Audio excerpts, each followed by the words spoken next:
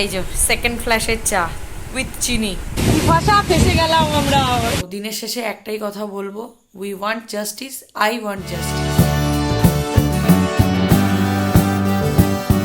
Good morning everyone, welcome back to the channel to a new blog. আশা করি সবাই খুব ভালো আছো। তো আজকে হচ্ছে স্যাটারডে, সকাল সকাল উঠে বেরিয়েছি, বাট চারিদিকে প্রচুর জল জমে গেছে। তো বেরোলাম হচ্ছে একটু মামাবাড়ি যাচ্ছি। এই যে দার্জিলিং থেকে যেগুলো আনা হয়েছে সেগুলো ওদের একটু দিয়ে আসি। মানে ব্যাপারটা হচ্ছে মামাবাড়ির পাড়াতে প্রচুর জল জমে গেছে, তো মামা বাড়িতে যাচ্ছি না, মামাকে বলেছি একটুখানি মামাদের পাড়া থেকে বেরিয়ে একটু পাড়ার মুখে আসতে, তো সেখানেই মামার হাতে এগুলো দিয়ে দিচ্ছি। তো মামাকে ফোন করলাম, মামা আসছে ওদিক থেকে, আমিও এদিক থেকে যাই, মামার হাতে এগুলোকে দিয়ে দেবো। মামাকে তো গিফটটা দিয়ে চলে এলাম, বাট কালকে রাত্রিবেলা আমি কিন্তু দার্জিলিং থেকে কী কী এনেছি সেই সমস্ত যা যা জিনিস নিয়ে এসেছি, শপিং করেছি, সেগুলো নিয়ে একটা ছোট্ট আমি ভিডিও বানিয়ে রেখেছি, সেটা আগে দেখলাম।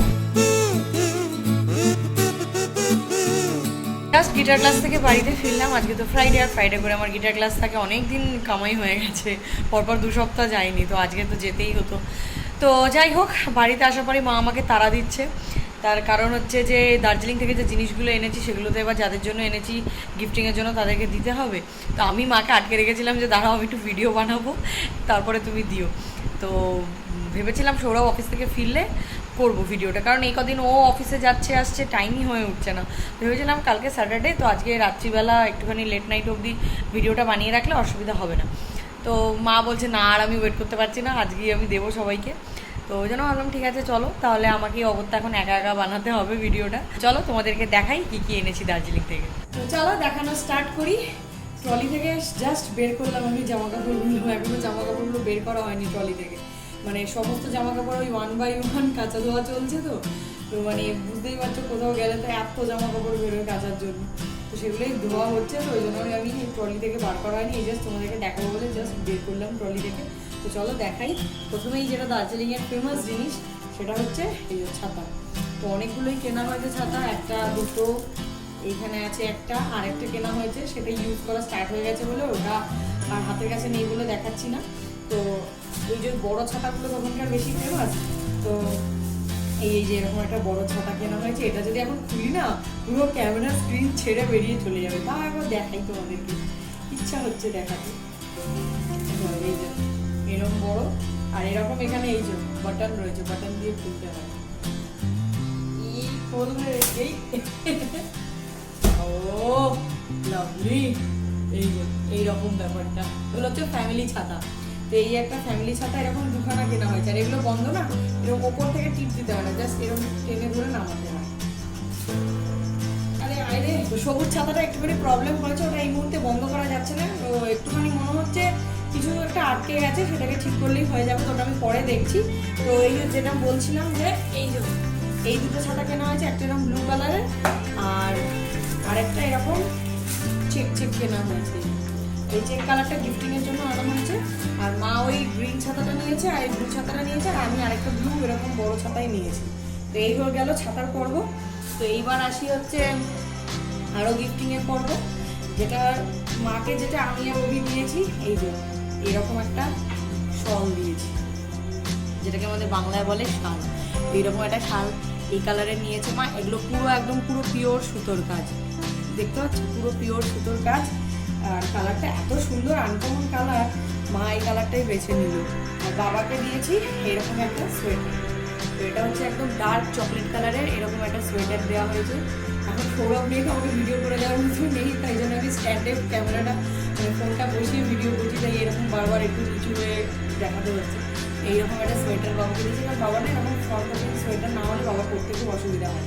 তো এইটা বাবার সোয়েটার, এইটা কেনা হয়েছে আমার ছোটো মামার জন্য, এটা মা ছোটো মামাকে গিফট করেছে। তো ছোটো মামার এরকম এরকম ব্রাইট কালার মানে এরকম ডার্ক কালারের জ্যাকেট খুব মানে কালার খুব পছন্দ। তো আর ছোটো মামা এরকম উইঞ্চিটার টাইপের জ্যাকেট পরতে খুব পছন্দ করে, তাই মা ছোটো মামার জন্য এটা এনেছে। মা আমাকে দিয়েছে এই টুপিটা, এই যে এরকম একটা হ্যান্ড টাইপের উইন্টারে পরার জন্য যে টুপিগুলো এইরকম। মা সৌরভকে দিয়েছে এরকমটা মাফলার। আমরাই বলেছি আমাদের সোয়েটার ফোয়েটার কিছু লাগবে না, কারণ বাইকে যাতায়াত করি, তো সোয়েটার নেওয়া বেকার, ওই জ্যাকেটগুলোই কিনলেই ভালো হয়। বাট জ্যাকেট আমাদের রয়েছে, বেকার বেকার ওখান থেকে বয়ে বয়ে নিয়ে আসার কোনো মানে হয় না। তো এই হচ্ছে ব্যাপার। আমরা দুজন ওই জন্য আমি টুপি আর সৌরভ মাফলার নিচে, মানে আমরা নেবো না, মা নাচড়া তো নিতেই হবে ওই জন্য ঠিক আছে টুপি আর মাফলার দিতে।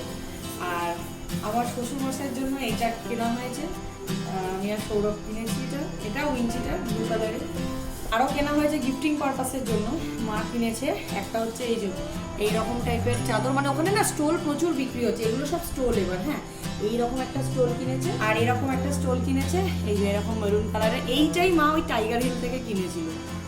তো এই একটা স্টোল, এগুলো খুব ওখানে মানে সস্তায়, মানে রিজনেবল প্রাইসেই পাওয়া যাচ্ছিলো, ওই জন্য মা কিনে এনেছে।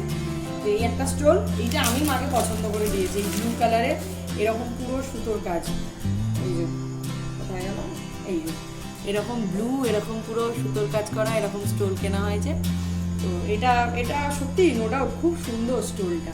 তো আমার শাশুড়ি মায়ের জন্য এরকম একটা চাদর কেনা হয়েছে, এরকম স্কাই কালারের, এরকম মাঝখানে ছোটো ছোটো সুতোর কাজ করা আছে। উনি বেশি কাজ পছন্দ করেন না, তো এরকম হালকা কালারের হালকা কাজের নেওয়া হয়েছে।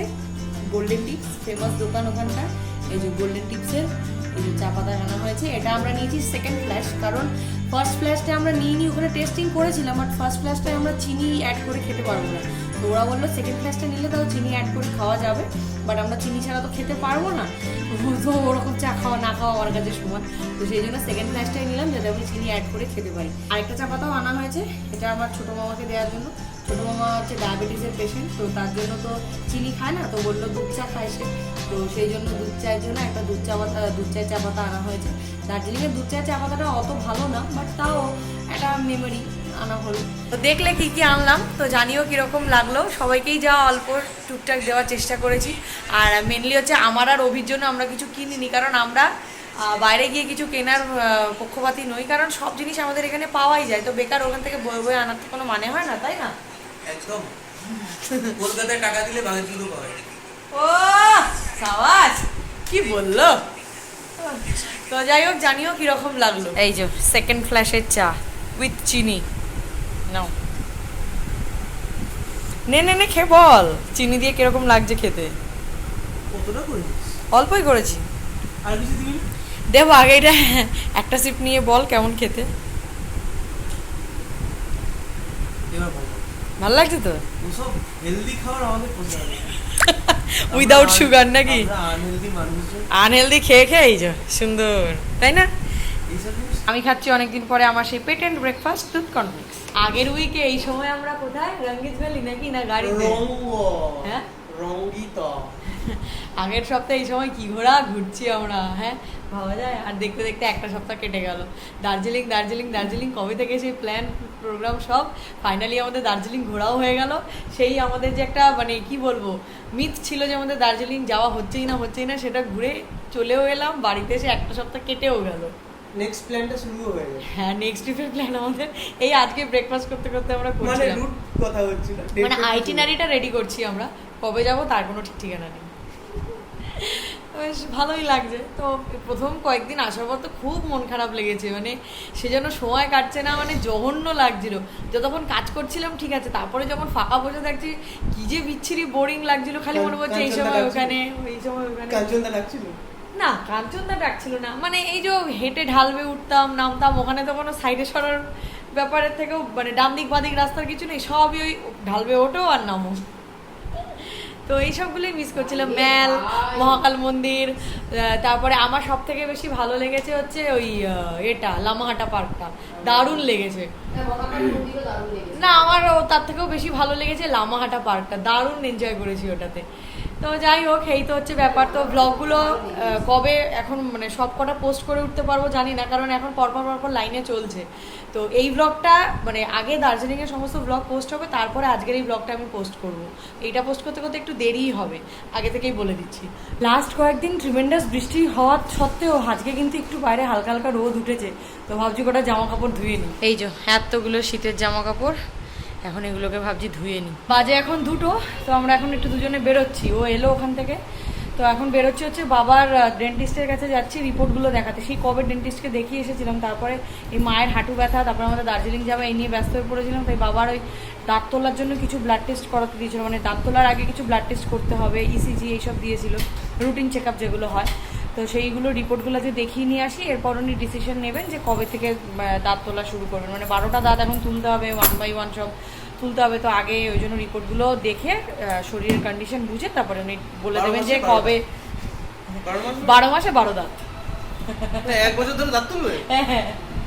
যে গ্যারেজে বাইকটা থাকে সেই গ্যারেজের অবস্থা দেখো, জল জমে রয়েছে, খালি এই পাশটা শুকনো রয়েছে, অসুবিধা নেই।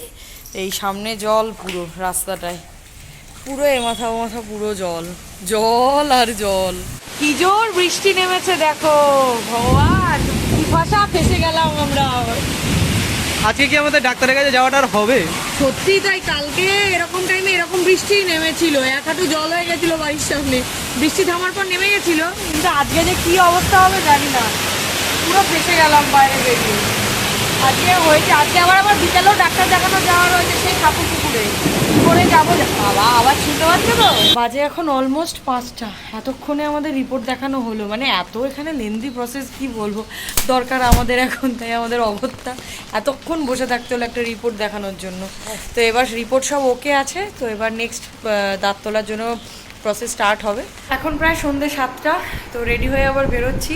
বাড়িতে এসেছি তখন 5:30, কোনো রকমে স্নান টান করে মানে আগে খেয়ে নিয়েছিলাম, খিদে পেয়ে গেছিলাম, তো খেয়ে দিয়ে স্নান করে সন্ধে দিলাম একটু, পুজো তো মা আজকে ভাগ্যিস দিয়ে দিয়েছিল, তো সেসব করে টোরে আবার রেডি হয়ে এখন আবার বেরোচ্ছি, যাচ্ছি হচ্ছে ঠাকুর পুকুর আমার ডাক্তার দেখাতে। না দেখালেই আজকে নয়, কারণ আগের সপ্তাহে দার্জিলিং চলে গেছিলাম বলে যাওয়া হয়নি ওনাকে, তো রেগুলারিটিটা তো মেনটেন হলো না। বাট আজকেও যদি না যেতাম তাহলে আরও রেগুলারিটিটা মেনটেন হতো না, আমার ওষুধে গ্যাপ পড়ে যেত। আর মানে যে কোনো ওষুধেরই যখন কোনো কোর্স চলে তখন গ্যাপ দেওয়া মানে বুঝতেই পারছো কতটা মানে ক্ষতি হয় আর কি। তো এই হচ্ছে ব্যাপার, তো এই বৃষ্টি মাথায় নিয়েই এখন বেরোচ্ছি। জাস্ট ডাক্তার দেখিয়ে বেরোলাম, প্রায় 10টা বাজতে যায়, কখন যে আজকে বাড়ি যাবো জানি না, তার মধ্যে হেভি জোর খিদেও পেয়েছে। এই রাস্তা দিয়ে গেলে তুই নিউ আমরকে কিছুতেই ভুলতে পারিস না। না আবার নিয়েছে দেখো চিকেন ইন্টারনেট, চিকেন রোল, বাবা বেশি বেশি খিদে পায় যেন। তোর একটা দুটোই আমার না না দুটোই তোর।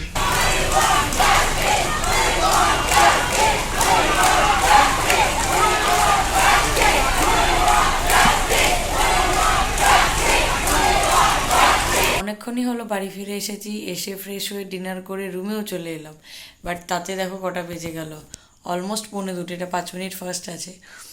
তো আজকে রাস্তায় আবার এইসব দেখে, মানে বেহালার সাইডে প্রচুর আজকে ওরকম দেখলাম, তো রাস্তায় আজকে এরকম বিচার চাওয়া দেখে তো আবার যেন কীরকম রক্ত গরম হয়ে ওঠার মতো অবস্থা হলো। মানে সত্যি এটা এমনই একটা ঘটনা, এর যে কবে বিচার হবে সেটাই এখন ভাববার বিষয়। তো প্রচুর জায়গায় এরকম দেখছি, মানে সোশ্যাল মিডিয়ায় তো প্রায়ই দেখতে পাচ্ছি এখন যে বিভিন্ন জায়গায় হচ্ছে এরকম। সত্যিই তাই, মানে আমরা সত্যি এটার বিচার চাই, মানে আমাদের প্রশাসন ব্যবস্থা, বিচার ব্যবস্থার কাছে সত্যি আমাদের এটা প্রশ্ন যে এখন আমাদের এটাই প্রশ্ন যে আমরা কবে এর বিচার পাবো। তো মানে আমাদের এই আন্দোলনটা আরও জোরালো হোক, যতদিন বিচার না পাবো এই আন্দোলন চলুক, মানুষের সাথে মানুষের এই যে বন্ডিংটা এটা যেন কখনো না ভাঙে। কি রে, তাই তো? হ্যাঁ, এই আন্দোলন যে চলুক সেটা বল, সমর্থন করছিস কি করছিস না? নিশ্চয়ই সঙ্গে আছি, থাকবো। পাশে ছিলাম, পাশে আছি, পাশে থাকবো, নাকি? একদম। তো সত্যি তাই, এটা কোনো মানে আমি হাসছি বলে ভেবো না, এটা আমি কোনো মজা করছি। মানে ওই সময় মানে ওই যে স্লোগানগুলো যে হচ্ছে, উই ওয়ান্ট জাস্টিস অ্যান্ড আমরা দোষীদের শাস্তি চাই, এগুলো শুনলে তখন সত্যিই মনে হয় যে যদি দোষীদেরকে যত তাড়াতাড়ি আমরা দেখতে পাবো তত তাড়াতাড়ি যেন মন থেকে শান্তি পাবো।